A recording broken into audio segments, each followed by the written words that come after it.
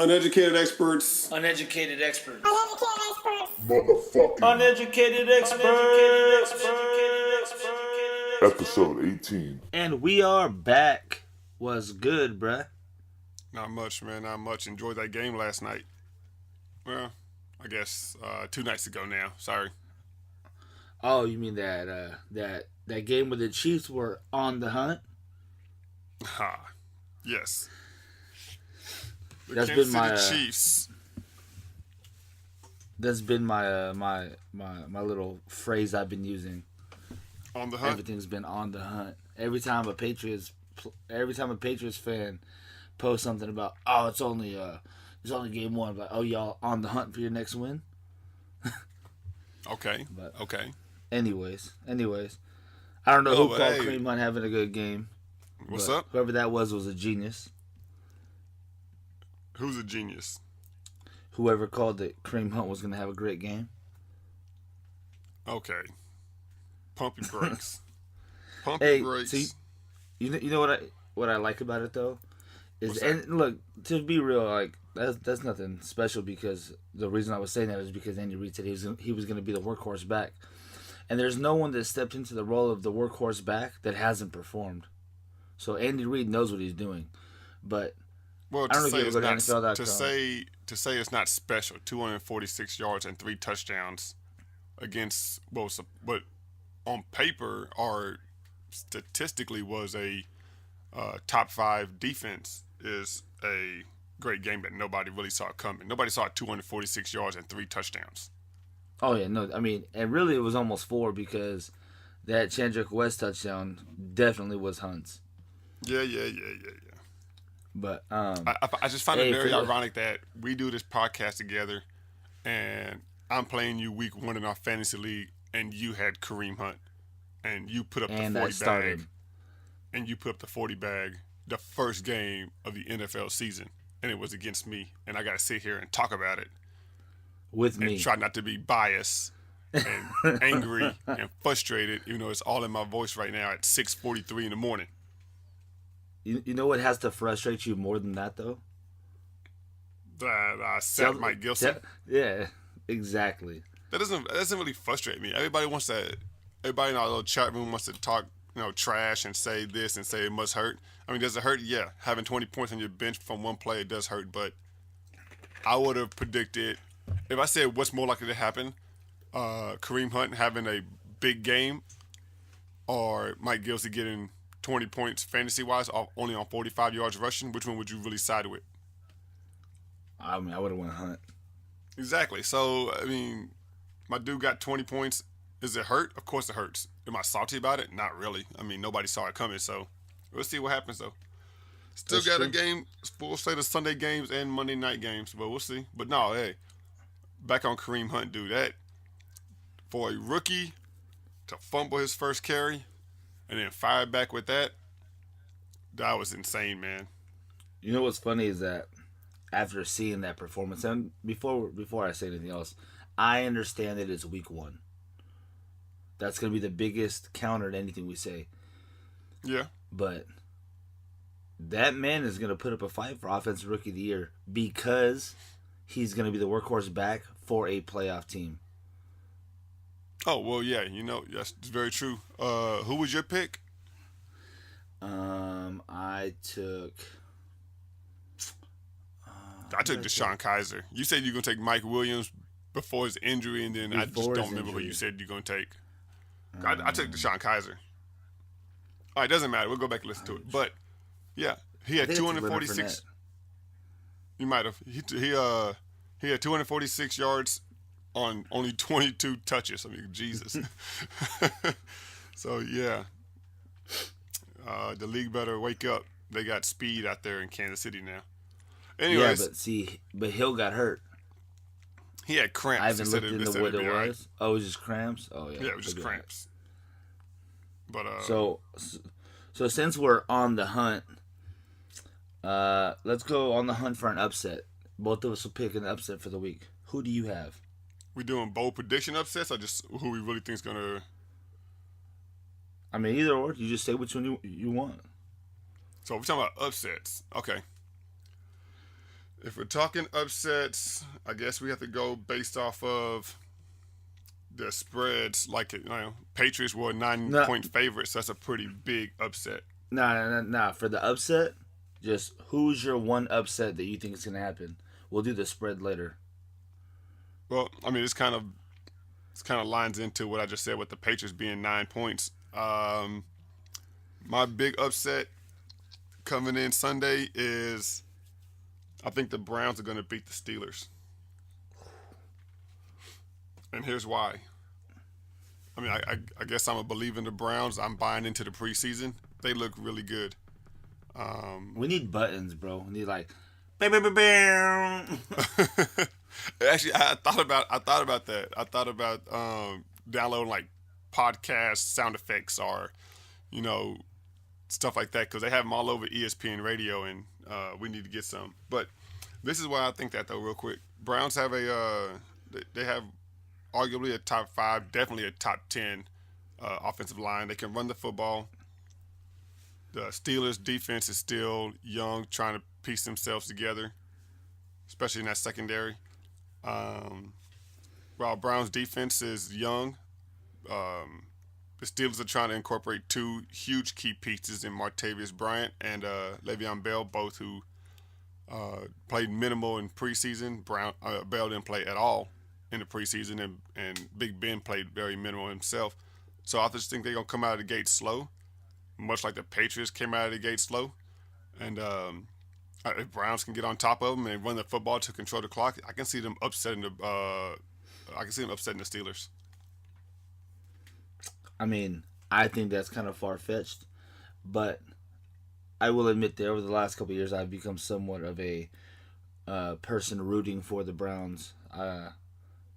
And what would be crazy is so if the Browns win that game, because that division is playing itself. So whoever wins the Ravens Bengals game, that means the Browns will be tied for first place in the NFC North. Well, regardless if the division's playing itself, if it's week 1 and you get a win week 1, you're going to be leading the division anyways. It didn't matter if it didn't matter if the Bengals and the Ravens were playing other teams and they both won. It'd be a 3-way tie-in. Yeah, but I'm saying it'd be a 2-way tie. You know what would be the craziest part of that though? The craziest part is that the Browns would be 1-0 and the Patriots would be 0-1. Yeah. Go back and That's find out the last time crazy. that stuff happened. I Actually, don't you know know. what? It was funny. I bet it's not that long ago. I really don't. Browns have opened up seasons like 3-1, and then they just shot the bed. While the Patriots, as we've seen, they've lost the first game of the season a few times now. Anyways, So who you got, when man? you say that the Browns opened up their season 3-1, that was 2 years ago. I think it was 3 years ago. It doesn't matter, right? 2-3 years ago. Okay. Do me a favor. Tell me who their quarterback was. It was Brian Hoyer. And with that, I'm going with the Niners to upset the Panthers This dude. because Wait, that's called the perfect setup. You going with who? The Niners, because when Brian Hoyer's been healthy, he's not terrible. He's not great, but he's a good quarterback. True. I think the Niners being a younger team, rebuilding, with Kyle Shanahan there now, and then you got Brian Hoyer coming in with Pierre Garçon. I feel like they're gonna get that one upset to start the season. I still don't have them winning more than 5-6 games, but I think that they are gonna start the season making it like an impact statement. And Carlos Hyde always starts off the season with a great game. So he might not have a great season, but he always starts with a great game. So True, yeah. expect Carlos Hyde to have a great game, and expect Brian Hoyer to have a nice game managing game. But at the end of the game, I see the Niners being a little higher on that scoreboard than the Panthers are. It was 2014. They didn't start off 1-0 because they actually lost to the Steelers. Go figure, 30-27. But 1, 2, Close. 3, 4, 5, 6. They started off 6-3. And actually, they were 7-4, and then they just reeled off. They lost the last 5 games to go 7-9. That was the last decent season, and that's with Brian Hoyer at the quarterback for basically the whole season. Yeah. Same year they drafted Johnny Manziel. Whew. What a great But- draft pick, Browns. Yeah, right. Hey man, I'll say this about the Browns, and this is probably why I've slowly started to root for them. At least they tried, man. They didn't make the right decisions, but they wasn't afraid to pull the trigger on Brandon Whedon and Johnny Manziel. They go out and pay everyone other else. guys. I know, but they go out and pay guys trying to. At least they try though. They're trying to get better. Unlike the Jets, who are just like this year, just selling everybody off. Like Jets aren't even trying. You know what I mean?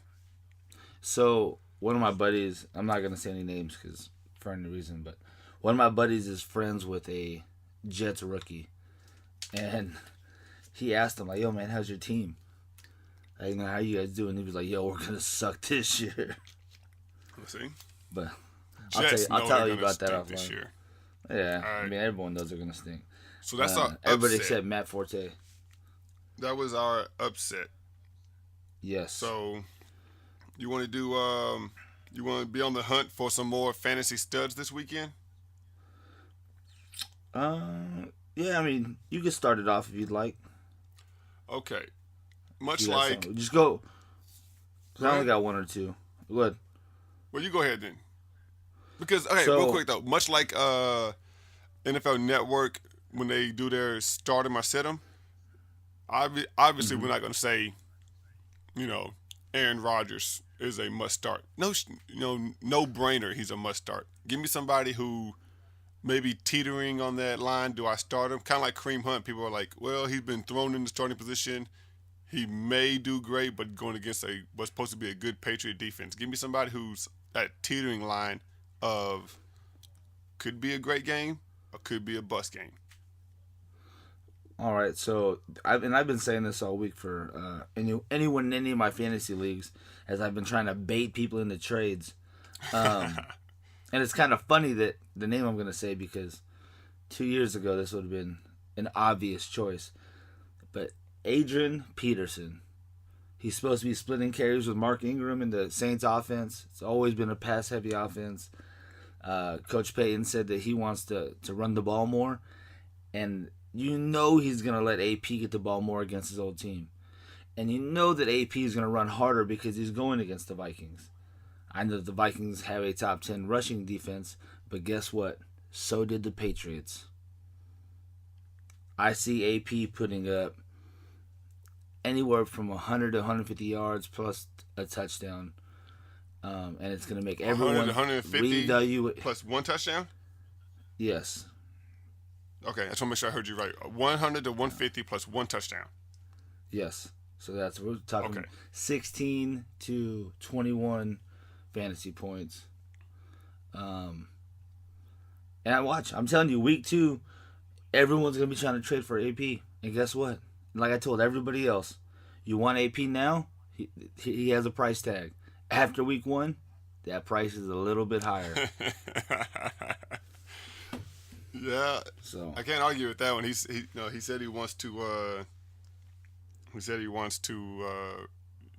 Run hard against his former team. Showed him what he still had juice left. Everybody, especially the running backs, they want to. They want to show they still got it. And AP's never a guy that I want to count out, even though he's 32 years old. My teetering starter sit. Wait, hold on. Oh, hold on. Did you see this? Did you see the report? How much AP paid per week for his knee rehab? No. $10,000 a week. I mean, when you got money like that, Listen, I don't know what $10,000 a week motivated. gets you, but it better be the best motherfucking the best knee you can find. I mean, yeah. Anyways, go ahead. You cut me off for that. Nobody cares. Everybody knows APS money. Why'd you cut me off for that? That makes no sense. Because $10,000 a week is crazy. Did you hear how much money Adrian Peterson paid a week for his knee rehab? So you're telling me that $10,000 a week That's what- isn't a surprise number to you? No, it's not. Like, it was Not when comes it to was these a headline athletes. across every NFL and every NFL site. It was a headline because of how much it cost. But you're like, oh, 10,000. That's easy. That's peasant money. I'm not saying it's Fuck peasant outta here. money, but to them, multi-million-dollar athletes as peasant money, especially AP, who's been in the league over 10 years and has had several contract extensions with guaranteed money. Now, if you Got told me several like knee extensions. you told me Ezekiel Elliott on a rookie contract or Leonard Fournette, who just got in the league, is paying $10,000, then I'd be like, man, he's going for broke right now because he really wants to make Well, it. that's the thing though, is that if Ezekiel Elliott hurts his knee, he doesn't have to pay for his rehab. Good old Jerry's gonna pay for that $10,000 a week. I mean, hey, when you got your hands in your owner's pockets. Shout out to Zeke. Free Zeke, baby. He's playing all year, free. baby. What's up? He's free. What's He's up? free for this year. Well, I know, yeah. I mean, hey, hey. He's been bailed out. That's what that is. He's on bail? He got bail. He's on bail. You can't leave. Hey, you can't leave the league, and we gonna get your ass in about a year. I like that. Okay, can I finally get to my pick? Go ahead. And it's No not one cares. because I own him. It's not because I own him and I'm going against you with him. But I'm going with Sammy Watkins. I'm going with Sammy Watkins with the Rams. I think he gets at least one touchdown and he pushes close to 100 yards. And that's not a great game. It's just not a Kareem Hunt game, obviously. That's not a Julio status game when he getting 150 yards. But for Jared Goff being your quarterback, that's a very good game to come out week one. It's going to set confidence in that Sammy Watkins is going to be a guy that you can rely on this week to week, going against a busted coach defense whose best cornerback, Vontae Davis, is going to be in civilian clothes. Okay. I hear you. I see you. I feel you. Maybe I'm kind of I got hoping one he more gets for that you. because I need him. I need all the points I can get to counter that Kareem Hunt punch you gave me Thursday night. Hey, you ain't finna win this week, bruh. Probably not. No, probably not.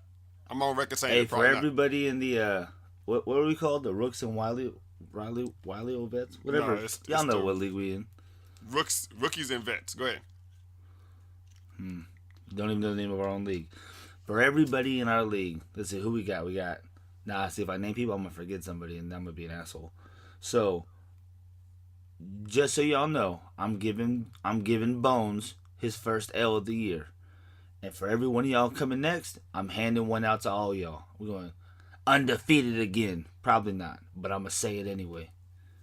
Until I take Are it. you now. done? People don't want to hear about our No. fantasy league. Are you done? I ain't never done, and I don't care what they want to hear about. They want to hear us talk, and I'm talking.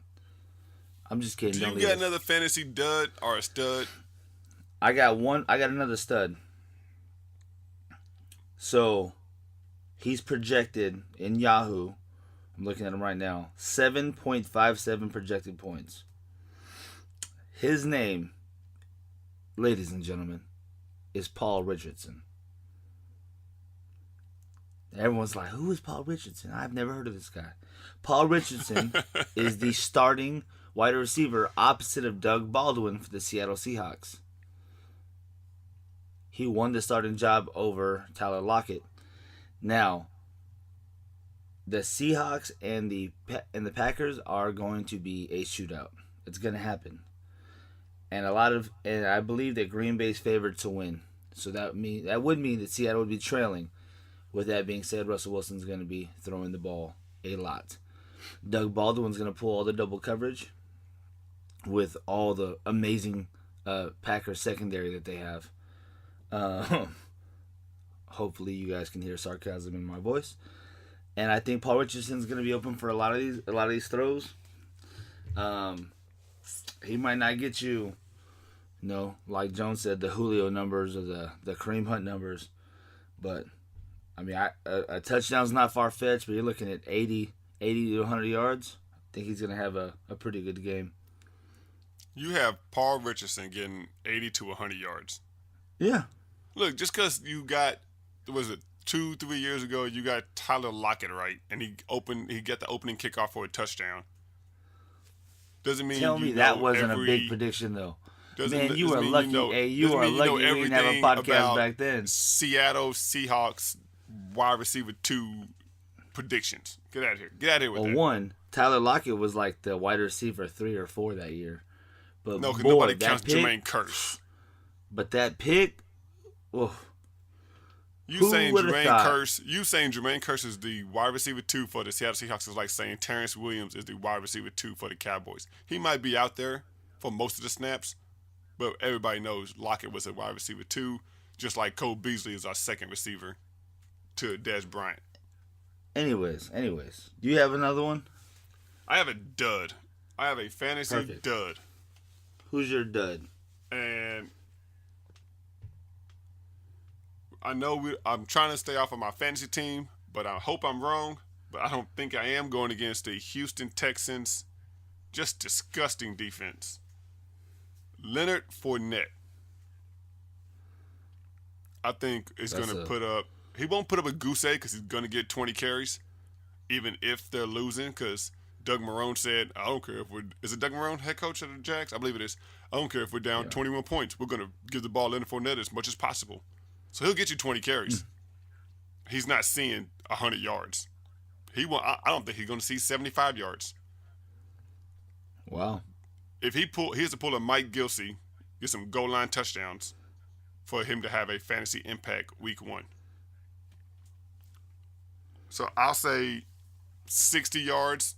He might get you 1 score, which is 12 points, but you're really banking on that touchdown.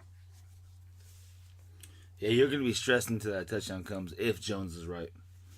And that would be me because I definitely have Fournette in one of my leagues. Well, it's because, so week 1 is always surprises. You try to draft this deep team, and you think your team is deep, and then week 1, it shows you either you were right with your deep team, like Mike Gilsey getting 3 touchdowns, or Kareem Hunt, who most people took in the 4th or 5th round, or even later if Spencer Ware was healthy. You know, that shows that you had a deep team and you got some steals, or the opposite happens. But basically, your first people that you draft, your first 2 wide receivers, your first 2 running backs, your quarterback, that's who you are starting. And you're just hoping that week 1 you get by with a win and figure the rest out later. Nobody's starting a week 12 pick. I mean, a round 12 draft pick unless an injury took place, or it's your quarterback that you took. So you ready for my dud? I got one Yeah. dud. My dud is the Tampa Bay Buccaneers. Is that a joke? No laugh. Okay. I'm saying this. Look, I drafted Mike Evans in the first. Jones stole Jameis Winston from me, so I had to give up Michael Thomas and Mariota for Winston and Baldwin. I based my entire thing off of. Well, you're the only one. Well, no, you did win. You won the week 1 trade since they're not playing. Like, man, you better relocate the game. Man, I think I'm starting Eric Decker, who I think is actually poised for a pretty good game against the Oakland Raiders. But the fact that I have to start Eric Decker because Mike Evans and Jameis Winston are playing kills me. Think about that. Ajayi got drafted. I seriously doubt anyone drafted Cutler. I said drafted. He got drafted in the first. And then, Doug Martin's suspension still stays the same. And then Jaquez Rogers, who, all the leagues I'm reading, he's an RB2 while he fills the role, who was having a pretty good year while Doug Martin was out last year. So, doesn't matter though, because I had to change my entire lineup because we changed the game. Which actually makes their season longer because now they don't have a bye week. They just start a week late. So that's terrible. Well, they had a bye week this week. So yeah, that's what I'm saying. They're basically just starting a week late. All right. There's your fantasy studs and duds. We'll find out who's right. Let's get into some spread bets. I want you to give me 3 games according to the spread based off Vegas numbers. And give me 3 winners so we can start this tally and see who's right at the end of the season. Okay. So the first. So are we going for both? Like who's gonna winners and losers, or who we think is gonna just not make the spread? No, just Just give me like right now, like the Patriots were favored by 9 points. Do you know whatever game you believe is not going to work out, where you say, okay, I'll take the Chiefs to win outright, where you win more money because you're swallowing the points and saying they're going to beat the underdogs are going to win, or you say I'll take the Chiefs with the points because Patriots are going to win, but Chiefs will cover the spread, etc. Like making Vegas bets right now. What are we doing? You got 3 games to go. Give me a parlay. So, I am going to take. Oh, you want me to go first? You can go ahead. I'll be nice. Ladies too first. easy. Yeah, whatever. Yeah, up yours. Give me the Rams. Whoa, pause. Give me the Rams 3.5. Rams will cover the spread. Smart move. I agree. Give me the Bills. I'll take the Bills in 7.5. I think the Bills win by at least 10 points. The Jets, I don't even know who the Jets have as a I don't even know who the Jets threat. quarterback is. I believe it's going to be it's Josh McCown. Yeah, but who's he throwing the ball to? So give me the Bills. Bills still have a pretty good defense. They got Shady McCoy. They have the best quarterback, best running back, best defense. They should win by at least 10. And my third team, give me the Chargers. I'm going to go with upset. Give me the Chargers on the road, and I'll even swallow the 3 points. I think Chargers win by a touchdown. So I'm writing those down right now. Well, apparently I should have won first since you took all the obvious picks. So let me start by saying I'll take the Chiefs. Oh, yeah. Are you going to swallow the You know points? how many times? Hey, yeah, I'll swallow all them. No, that sounded pause. Every time I ask people to join the Survivor pool, they're like, "Can I take the Chiefs?" Like, yeah. And let me just give you the money now. Just send me the 20. I'll send you all of it. I think that the Texans will cover the spread. I think that that man J.J. Watt with a Clowney opposite of him are about to terrorize every quarterback that lines up across from them. And I think that with Savage back there for now, he'll give us decent quarterback play, and decent quarterback play got the Texans far. So they don't need you to win, Savage. They just need you to not lose. Okay. You got And Texans swallowing 5.5 points. Okay. Oh, yeah. I mean, easily a touchdown. Easily win by a touchdown. I mean, let's not forget how bad the Jags have been looking on offense. I am going to take the...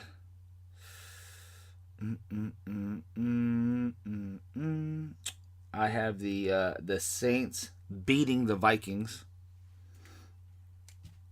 So they will cover that it's 3.5 points for the Vikings. So I think the AP is going to run all over them.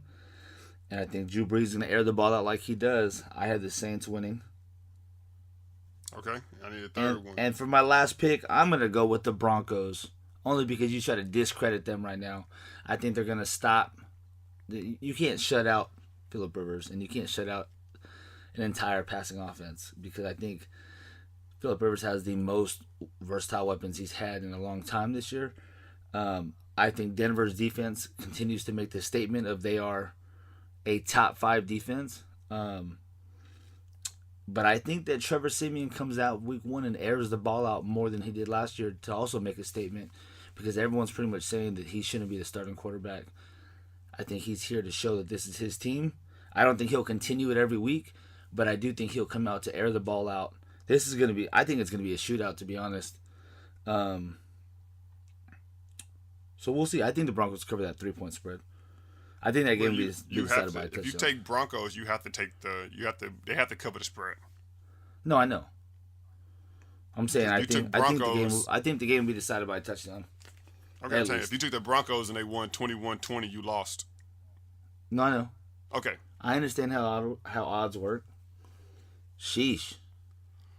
All right, well, there you have it. We'll start tallying up, and we will see who was right and who was wrong. Obviously, I would be right. even though I haven't been right about much anything since we started this. But Man, I'm so glad you Times said that have because I was about to air you out. times have changed, man. Times are changing. All right, Times ain't changed nothing. we're at 30 minutes. So real quick, what are we talking about Tuesday morning? Because I was definitely wrong with what we're talking about Friday morning. Because we ain't talking about the Patriots going undefeated. They are not going undefeated. Sorry, ladies and gentlemen. What are we talking about? I stand with what I said before. That Adrian Peterson is back. That's gonna be the headline. AP is back, which I don't really know why people. I mean, I guess I get it. You have the age factored into a new team, new offense. That man is a freak of nature. And just like I very, very rarely bet against the Patriots, I am not going to bet against AP.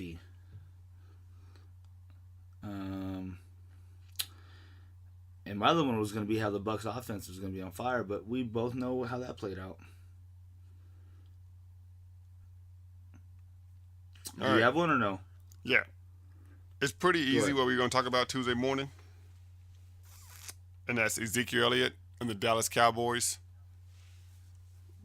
I'm not going to say running through. I'm going to say stealing a win at home against the Giants.